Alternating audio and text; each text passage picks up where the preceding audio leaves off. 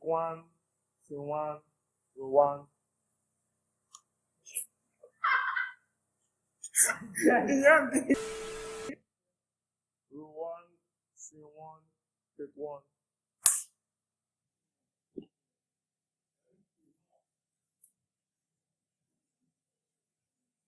Are we good?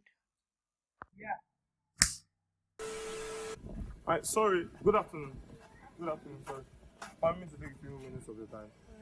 Alright, thank you very much. So I just want to ask you a few questions. Is that okay with that? Alright, so my question is basically one. How do you describe the educational system of Nigeria? What did you feel? What do you feel the educational system of Nigeria is to you? To me, I feel it is a scam.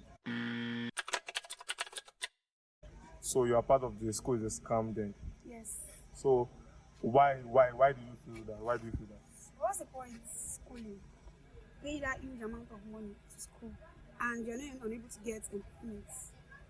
So the government controls a section of education, the public sector, and as a teacher, I don't know the sector you are teaching, but I trust you must have experience with the public sector.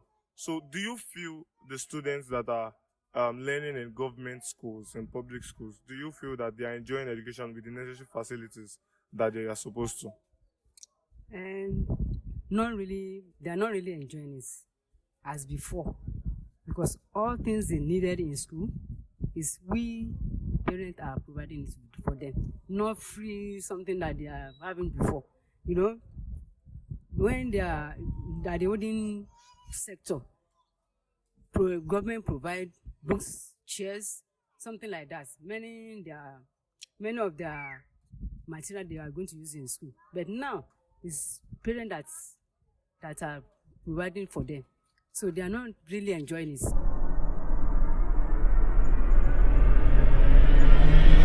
I'm Pastor Charles. I've been an educationist, a pastor, and a school preparer. Education is not preparation for life. Education is life itself. At least that's what the early psychologists John Dewey thought. So I like the quote so much because it reflects what the origin of education is supposed to depict. Society is not static, so education cannot afford to be static. This led to the transition of the old school kind of education to what we have now. The educational system of today has been oriented on so many factors, which I believe the government is working upon. To the best of my understanding, I know that education has existed from time immemorial. I mean, education is as good as life itself. Because for values, knowledge to be passed down from one generation to another generation, it means there must have been a system to carry the information. But you see, school and education as we know it today has not always been as it was. Or there has been a deviation from the original purpose of what school is supposed to be. So we know from the ancient Greeks, each part of the world, each system had their primary focus on education. And it majorly focused on cultures, tradition, or specific skill sets that the particular tribe was indigenous to. So, Africa, for example, we knew that we were good at fishing, farming, agriculture, and our culture and tradition. So, the four-world system of school didn't exist, but what existed was adults talking to children, instilling morals, values. This whole organic agent of socialization was pure, organic, not rigid and school uniform and the like. So yeah, that was how the school was before. So what changed? The Industrial Revolution. The Industrial Revolution brought about significant changes in our system. It affected so many things, and we had industries arise, we had urbanization, and then it just required a literate workforce. It couldn't be the old kind of educational system because it was not going to meet the requirements of the Industrial Revolution. So there had to be something done. There had to be a preparation for the industries that spurred up from the Industrial Revolution. So we had reformers, we had educational reformers that came up and did a lot of things. And one significant reformist is Horace Mann. So he did a lot as to public education. There were compulsory educational laws made. Everybody had to go to school. There was a prep for the industry.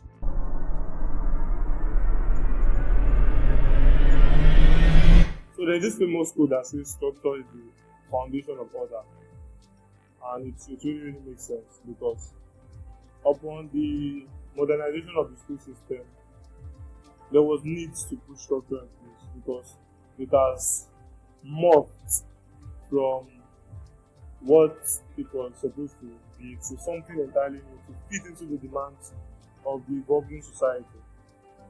And as Ralph Tyler put it, Ralph Tyler was talked about as the father of educational assessment and evaluation. And he described curriculum as the totality of the planning and structure, basically, of all learning experience that is designed and directed by the school in order to achieve its educational goal. So, if I'm to curate this definition to our current experience, it's just curriculum is the order of learning in accordance to what the person that is teaching wants to achieve. So it varies. There is no standard or universal curriculum in education. The end goal of education is learning, but people want to learn different things. People want to teach different things. Hence, curriculum. And even though the basis of education did not change, which is learning, society evolved. So what to learn evolved. More things kept being added, and to maintain that order, they had to introduce the curriculum. Since education is a right, and as signed in the Universal Declaration of Human Rights Treaty, that education is a right, and all countries should enforce education as a right. There was the sovereignty of states required that each nation has the autonomy to draft its own curriculum. So it was not even as if there's any universal curriculum guiding nation, but curriculum is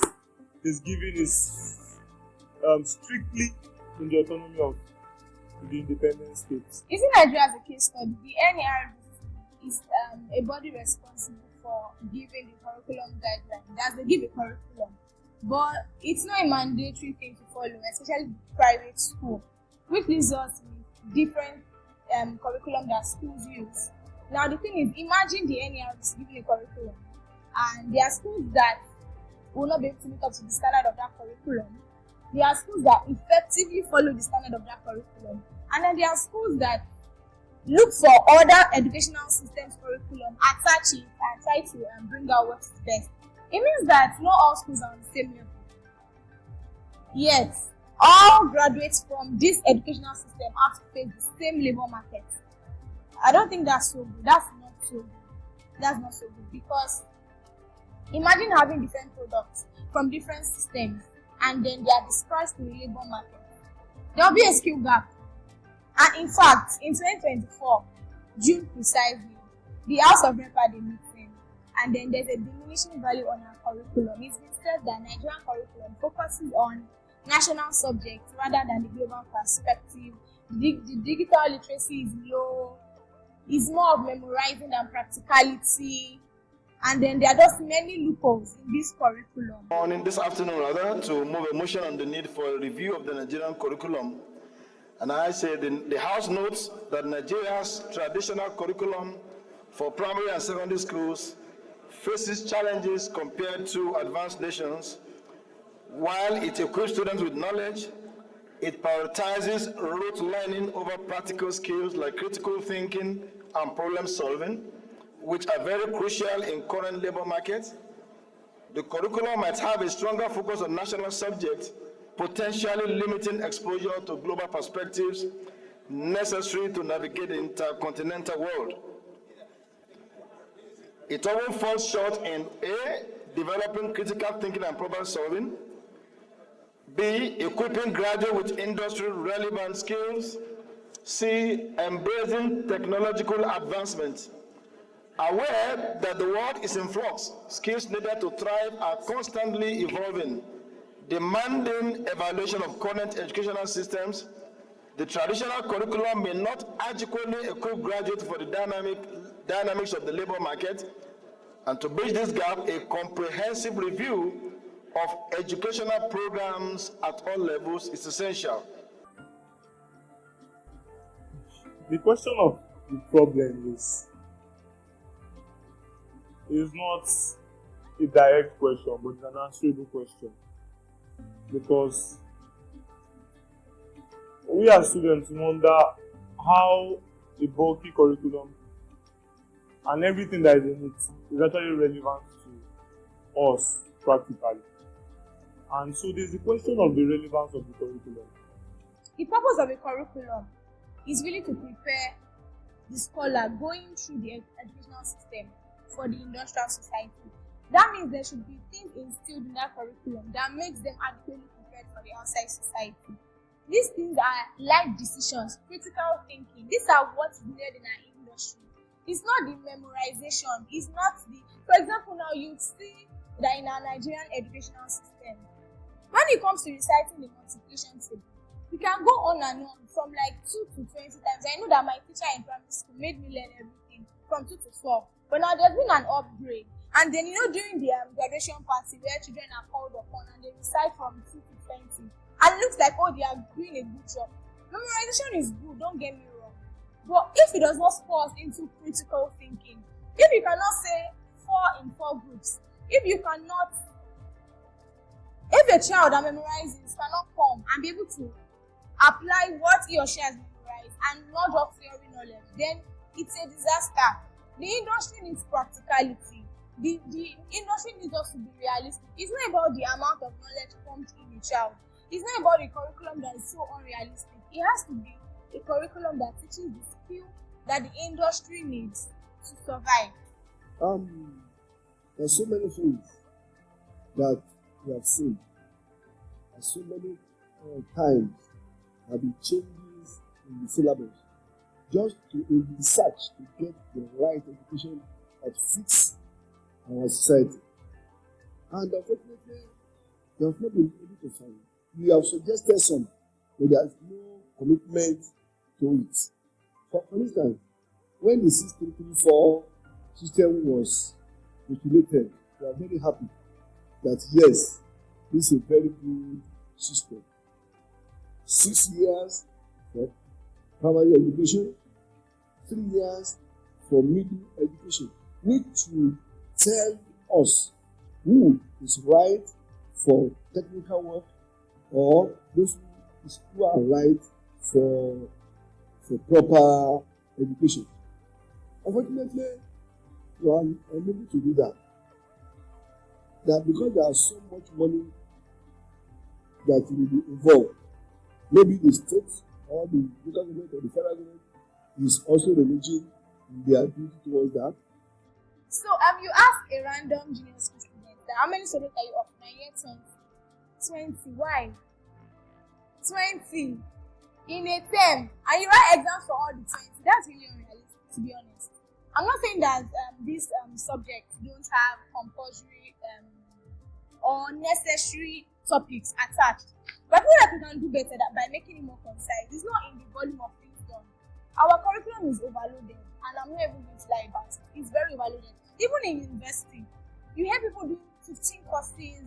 Like, there are just many things that we are learning. And I think one issue is the fact that when they eventually update the curriculum, they add to it and they don't filter what is not necessary. So it looks like every time there's a curriculum upgrade, there are additions and there are no subtractions.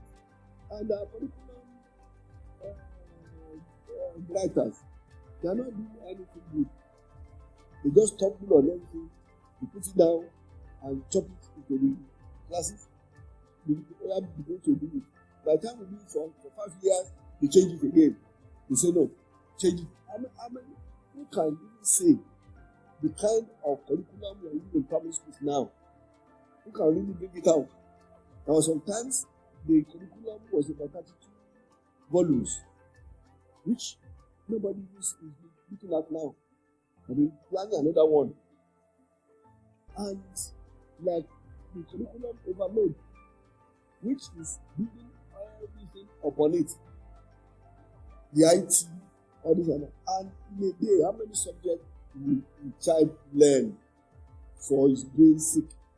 So all these things are what is going on in the educational system. Even in the university, where you see people doing 15 courses, and then you randomly ask, and you just see that they have it all pumped in for exam, and they don't even know how to apply it to daily living. Meanwhile, the industrial society is expecting that you go to school, come out, and come and work in the industrial society. What happens? Is it the theory that we want to eat in the industrial society? I don't know. What we need is applicability. Applicability, really. And then this curriculum overload is evident in our educational system, because tell me why science students, for example, they have lots of formulas to learn. I know that they derive some, but I just feel like it's really hard if they take a formula book to the exam. There are some schools, well, not Nigeria definitely, but even in secondary school, they take their formula book to the exam. Now, when they go to university, it's like a progression. Yes, they go without their formula book, and then they have to do many things in their head, just the formula, without even applying it to the question. That means we are focusing on theory. It should really be on the applicability. Education is every child's right. A reminder on this International Day of Education.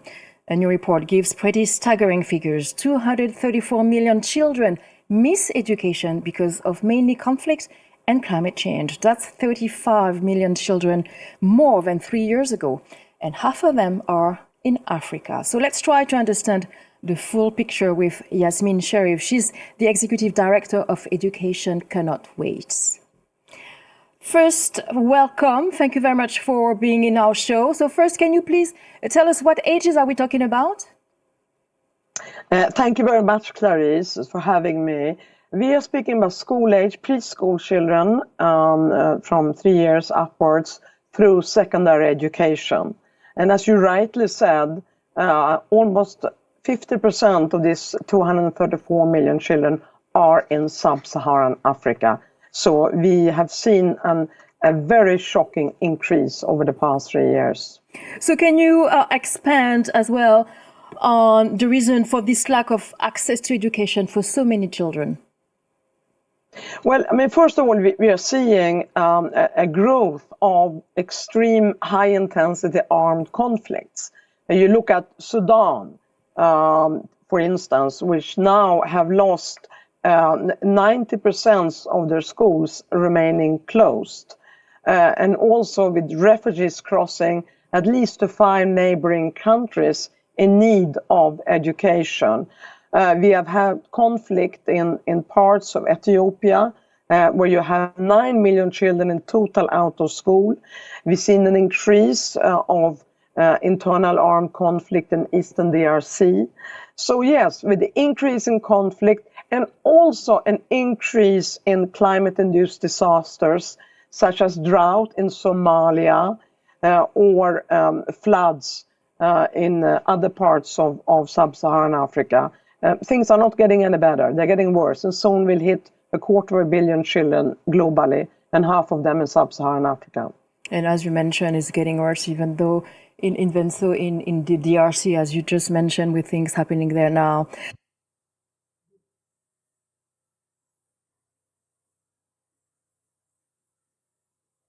This part might be a bit controversial, but technically it's not.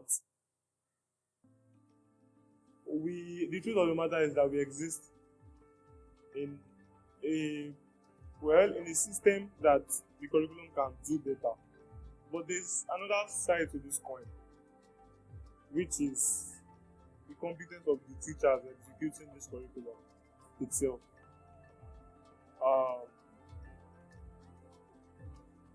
Even in flawed systems, there are people that can carry it out so well that you would not even see the flaw in the system because you understand the job. Not only in the educational sector, in all sectors, there are people that do that. But in Nigeria, I'm not sorry. I'm not sorry to say, even if this curriculum was okay, or even if the curriculum were to be okay, I doubt the teachers will make it any better. In fact, they are the one exposing the flaw of the system to us. Because we're not all, by experience of my little educational journey, at least I've encountered true teachers that have imparted a lot in my life. But majority, it's like they are forced. It's crazy. They are forced. Like in Nigeria now, it seems as though teaching is an occupation you get when you've tried your actual life dream and it did not work. And that's crazy. That's crazy. It's really painful because I know a few people, my brother included, my mother included, that these people decline job offers because they want to be in the education, they want to teach. And this system has programmed me that nobody should like teaching. So I usually question them that why would you want to be a teacher in this system? They are underpaid, undervalued, and yet you still want to give it up for the student. And although that is just a very painful, objective question I asked them, it depicts the fact that there are two sets of people. There are people that actually want to teach, know how to teach, and there are people which unfortunately constitute of the majority that are just teaching just because life and circumstances happen to them. Students go to school to learn, then either the teacher does not do well or there are no teachers to teach.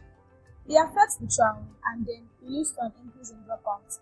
So UBEC now says that Nigeria has about 47 million students, and then UNICEF goes on to say that 18 million out of that 47 million are dropouts, and most of them drop out before junior school. That's serious. That means we have primary school dropouts. That's actually very serious. This teacher crisis thing is not even only public school. It's both private and public. It's easy to shift the blame and say, oh, it's public school, teachers are not paying, the government are not paying teachers. But it has moved from the public sector to both the private and public sector. And it just shows that there's a problem, because we see that the dropouts keep increasing. We keep having millions of dropouts on the street. And teachers' competence is a factor, whether we argue it or not, it is a real factor. Because tell me why I want to go to a school when my teacher is not around. My teacher comes to school. I had an experience. I went for a sociology class, and it was Yoruba culture.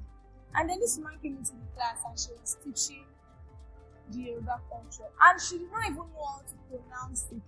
Now imagine I'm an Igbo student wanting to learn about the Yoruba culture, and the person teaching me does not even know how to pronounce it.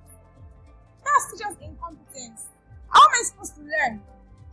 Why am I then in school? I'd rather stay in my house and take the code and start classes, because I was not getting what I wanted. So teacher incompetence is something that we should really look into. Now the thing is, most of these organizations blame the government. And yes, government they have to blame. They should focus more on the teachers they are employing. Plus, many of these things arise from lack of teacher development. I myself have been perpetrator in this. Like many of us, after secondary school, there was a 1 year gap between my secondary school and me getting admission. So, our parents, go and do something, learn a skill, do anything. And I went for teaching in primary school. And like many of us, we thought because of the money and we discouraged about the money and we left. Some of us grew fond of the children we were teaching along the way, but the motivation was not. Don't let me speak for majority, let me speak for myself.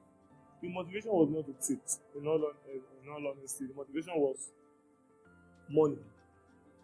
let me be collecting something at the end of the month. And this is what happened in, well, don't let me overestimate, but in some schools, the fact that a good number of the statistics shows some schools under this administration is a big question, because what does it say about the children's development and not just academic learning? There's a whole lot to school that doesn't bother on learning maths, English, basic science, or any course at all. The cognitive development, the psychological development, the other skills that they are supposed to learn in the school system is gone just because of what? Incompetent teachers. There's a category of people graduating after secondary school looking for jobs. Category of unemployed undergraduates. Not from the educational sector. These people have not been trained in education. These people have not passed through the educational roads to knowing how to convey message, pass message, all those skills to be a good teacher. They've not.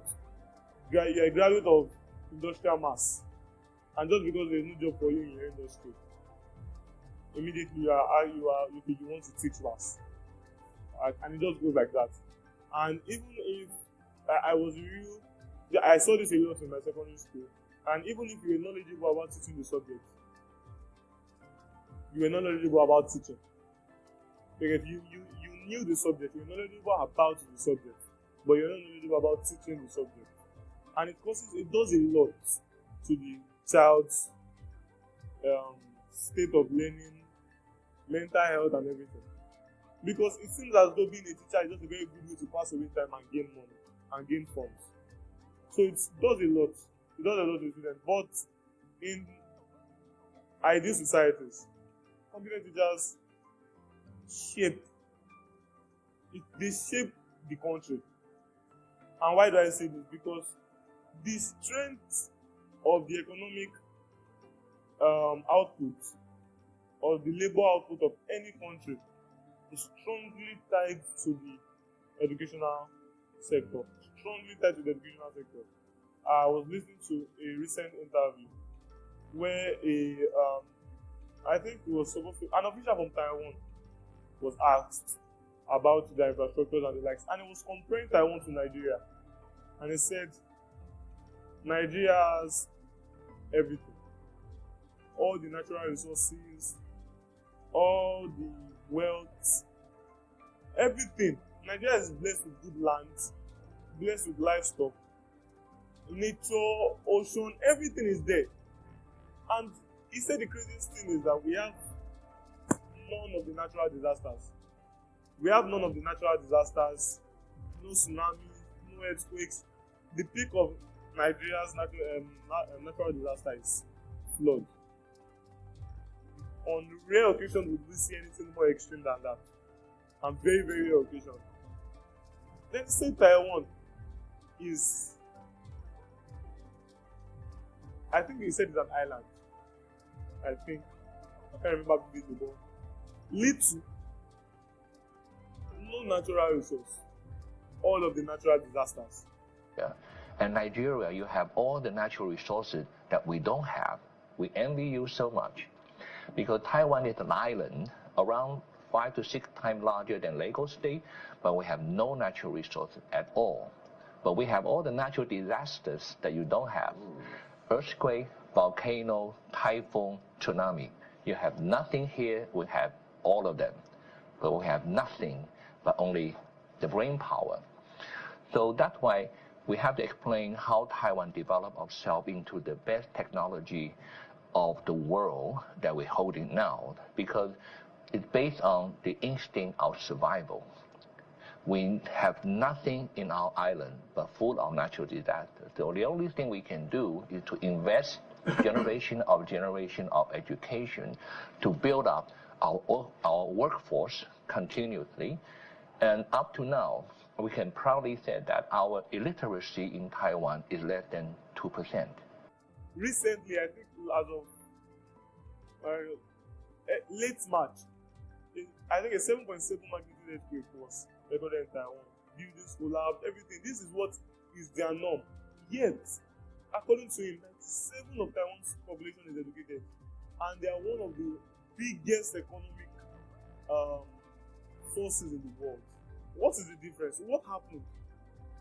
They invested in education, literacy, actual education, and not just a couple of curriculum, like the curricula are set for students to cram, pour in exam, get fake degrees, and start looking for to what they want to do in life. Shows only 7% of youngsters in the 15 to 24 age group in Nigeria have acquired ICT skills.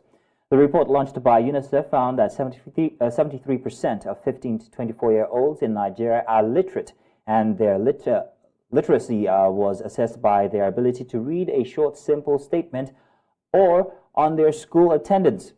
In Nigeria, 26% of children of primary school age are out of school. At the junior secondary school level, the percentage of out-of-school children drops to 25%, and at the senior secondary school level, it increased to 34% of children. The report found that 27% of children aged 7 to 14 have foundational reading skills and 25% have foundational numeracy skills.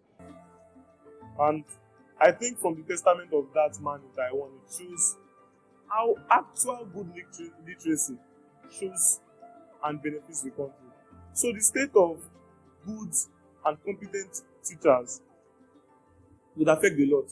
It will create a not perfect, might not be perfect, but a standard and good learning environment. And this doesn't even necessarily need to be physical. You would agree with me that once the teacher you like enters the class to teach, it doesn't matter what happens, you are hyped.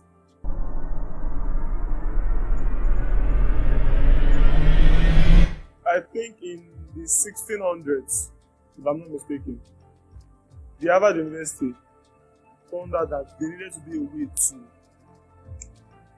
measure and evaluate, more like track the growth of these people learning any particular subject or trade or anything. There was supposed to be a system to track it. And so grades, the Harvard University, I think in history is the first university to start the grading system. And I think over the years, other universities developed on that, the numbering grade, the letter grade system, all these things. And so, I have just laid the background that grading is strictly for measuring, tracking the improvements, the growth on that particular field. And it was a measure to determine whether the person was ready to go to the next phase or not. But most importantly, it was to put emphasis on the teacher. So let this person know that, okay, this person that so phase, do more, improve more. Again, the person still has a lot to learn. And it was not a system for failing and pass. It was not a system for castigating, segregating two classes of students. It was not a system that was entirely the whole focus of education. No. So the mind shift of the focus on grades rather than learning has many consequences. So many. So the first is disinterest with persons. The fact that they don't want to learn again, they just want to pass. They are not interested in what they are teaching. They are interested because, they need to pass the exams. It means that if there are other ways to pass the exams aside learning, they go for it. That's bad. So they rather scale through. That is, I don't care what the teacher is teaching. I just want to pass the exams. I think that's why we have examination malpractice. Aside, because we are not undermining the fact that there are some students that are lazy and don't want to read. But also, the focus on grades also leads to examination malpractice because you just want to pass. You're not willing to learn. The thing is, if you actually learn and you are interested, there's a likelihood that you want to read to learn and pass your exams. But when the focus has shifted from learning to just passing exams, it will be more easier to cheat. And that's why even when lecturers give assessment, so assessment, just as the name implies, is to assess the child. But you see that from primary school, the child is not the one doing the assignments. You graduate to university and then you start paying for assignments. The population of students that pay for projects in Nigeria is very high. Over 70% of students pay to get their projects done. The project is an assessment. Why are you not doing it yourself? It means that really the focus is not on learning, it's on the grade. They just want to scale through. And it's very disheartening, because that means that the purpose, the objective of school has been altered. Also, this focus on grades and not learning, much more than disinterest from the child or anything that causes it, is societal pressure. Our parents, you want to know your child and know what the child is capable of doing. When a child brings a bad result home, what you do at that critical moment can define the mindset of your child. It can cause a mind shift on whether the child focus on learning or focus on grades. They just focus on two, both learning and grade. But when the child picks one, focus on learning grade, it becomes a problem. So societal pressure is a factor. Parental control. What are you saying? How are you helping your child learn? All these are very, very important, because really, the focus should be both on learning and on grades. Because it's not just enough to have the grade. The industrial society does not need the grade. What they really need is the learning that's instilled in you. Emphasis. Not just that the system presents it to us. It is widely adopted, so much so that there are rewards for this now. The actual test and measurement for learning is not dependent on grades, yet factors. And okay, first position, but the second position, how do you know first position? With what the score? How do you know second position? With what the score? Your parents will even tell you, the parents that have first, really 2 edge. Do not even care what the person is doing to get the grade. So far as the grade is the prerequisite for what's gotten. Anyhow, nobody wants to care about the methods. Everybody just cares that you get the grade. So the emphasis on the grades and the reward system on those grades will push people to strive and do anything for the grades, even if it entails not actually learning it. Even if it entails not learning it. So they will strive for the grades, do all for the grades, get the grades. In fact, teachers will teach, and I don't know, they will teach in a way that will tell you that. What do you think about the duty of care in our educational system?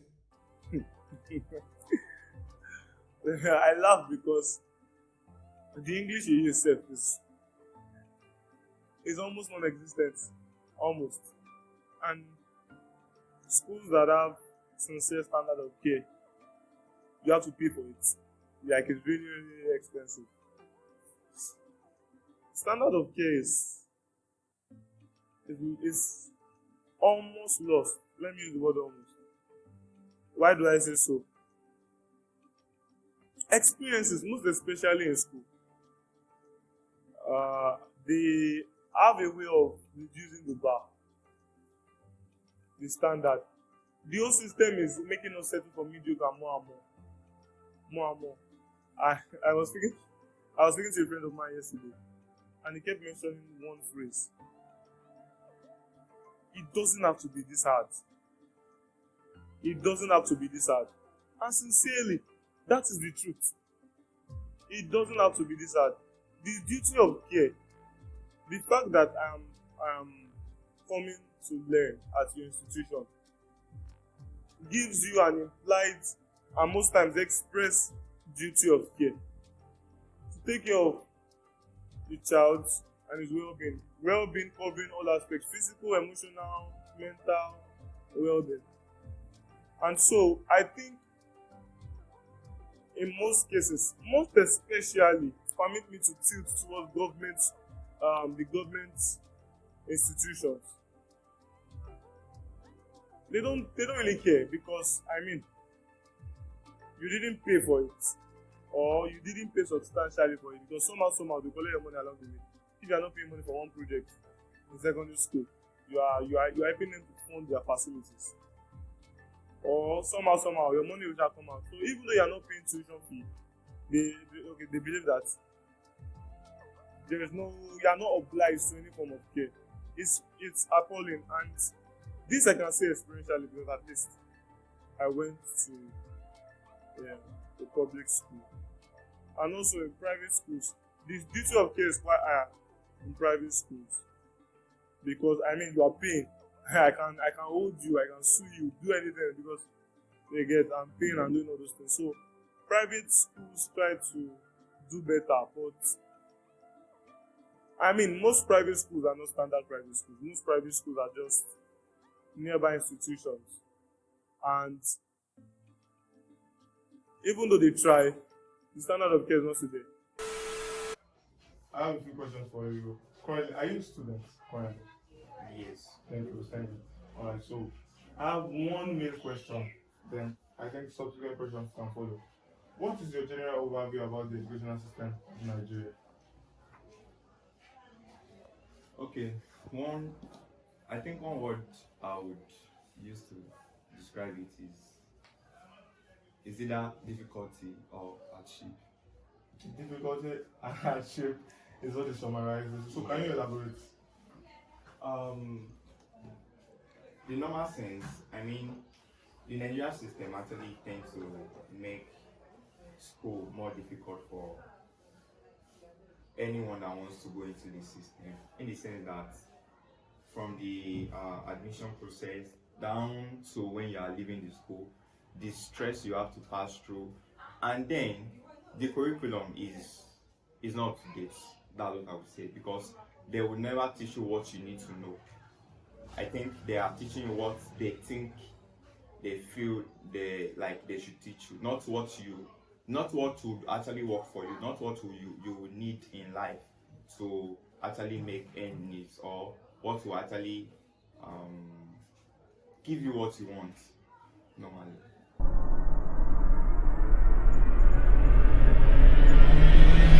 We now have a new report about what's pushing current students to rethink their time in school. Gallup surveyed 12,000 students, and the top two reasons undergrads last year considered pausing their education were for emotional stress and personal mental health. Emotional stress and mental health are also among the top reasons some adults never enrolled at all. So you hear that university students are going through depression, stress, and then you try to inquire and hear things like academic danger. I'm not trying to undermine the importance of school or the stress that can be instilled when you are passing through school. But the reality is that there's a lack of emotional well-being, and I don't know how it has been displaced. But emotional well-being is not prioritized, and that is a problem, because every learning institution owes that duty of care both to physical well-being, emotional well-being, and quality education. So how is it lost? How is it that because you are in school, you are expected to be stressed? Of course, you're expected to be stressed, but it cannot be that bad. In fact, when you're in school and you come back from school and then it looks like you've added weight, they are like, oh, you are not in school. Who sold that lie to us that once you are learning, you should be losing weight? Once you are learning, you should look like what you are going through. No, it shouldn't be. The outside world is more than what you are going through in school. And why is that people are thriving in the outside world better than those that are in school? It means that there's a loophole in our emotional well-being system, and it should not be. The connection between mental health and education is very important. And if the emotional well-being is lost, there is no how. Learning is also affected, because it takes a stable mind, a person that is well-to-do mentally and emotionally, to be able to handle learning effectively. Let me emphasize on the physical safety. Don't let me talk so much. Let me just list. Where should I start from? Overcrowded classrooms. Let me paint a picture for you. Imagine your regular classroom in a secondary school. I believe it should be the same measurement for almost everybody in a secondary school. And imagine, don't let me exaggerate, imagine 1/3 of the chairs being damaged. And so you have like, let's say out of 40 pairs of good chairs, like 15 is damaged. And you're 109 in that classroom. Now, I think I can remember vividly that when I was in SS1, we were 103 in a classroom, in one classroom. They did not split it. One classroom. The the National Center for Educational Statistics, if I'm not mistaken, yeah, I discovered a body like that recently also. They defined overcrowding as once the population of a classroom exceeds 5% of that building integrity. And so, just for simpler context, if a building is supposed to contain a certain number of people, and that number of people exceeds by 5% of its original capacity, there is overcrowding. It's supposed to be that logical and that easy, but it's not. We were 103, like I said in episode 1, and we're not the most. We were not the most. And we're not the second most, we're not the third most. It's a norm in school. When I was in GSS 1, we were 120. And these are even classrooms that are even spread. So we had 1A, 1B, 1C, 1D, 1E, 1F, I think. And each of these classrooms were filled in their hundreds. It's a big issue that many schools don't even have health facilities. They don't even have. The best health facility in some schools is a first aid box that has spirits and paracetamol only. That's health in many schools. And we have schools that they don't have sick days. Well, I think it's safe to say that the healthcare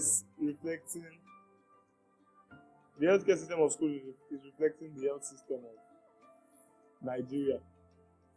But it's not supposed to be. So these are some of the issues that have presented itself under physical hazards. Where our schools, the duty of care, even under physical safety, is dying. I don't want to say dead, but it's dying. It's dying. And it's bad. When you hear private school, the notion that, it's expensive, in some cases, extremely expensive, and then it's the best, should not be the first thing that comes to your mind. Equality being given is what should come to your mind, because private schools also has new challenges. Basically, all the flaws of the educational systems that I mentioned earlier is mostly peculiar to public schools. And I can approximate it to the fact that since they own this, since they control the system, they don't value it. And what is not valued, there is this popular widespread, I don't know if the rumor of the statement of fact, that the sectors that are thriving in Nigeria are the ones that are not manned by the government. And I cannot blame them because, the educational system is, in fact, we have to come out as depressed before people can say, you went to school. So the National Bureau of Statistics also estimated in recent statistics that there is a 54% unemployment rate in Nigeria. 54. And these things, let's take away the number first. In reality, we know that it's more than 54. It's more than 54. But these numbers are just mere representations of what's actually going on in our day-to-day activities. And I can attempt to broadly categorize it under two reasons: unemployment and underemployment.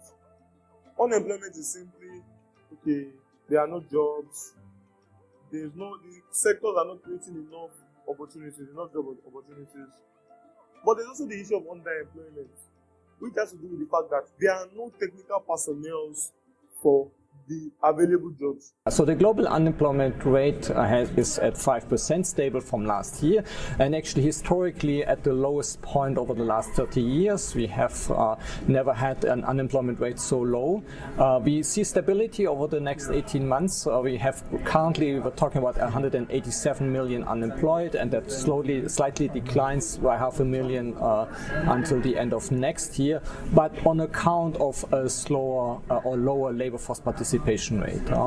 Slowly, slightly declines by 500,000 until the end of next year, but on account of the stability hides enormous heterogeneity across countries, and in particular it hides the fact that we don't see any progress over the last 10 years. Since 2015, not much has happened, especially in low-income countries where informality and working poverty is still very high. We're talking about informality rates in these countries of 80%, and working poverty of around 240 million people worldwide.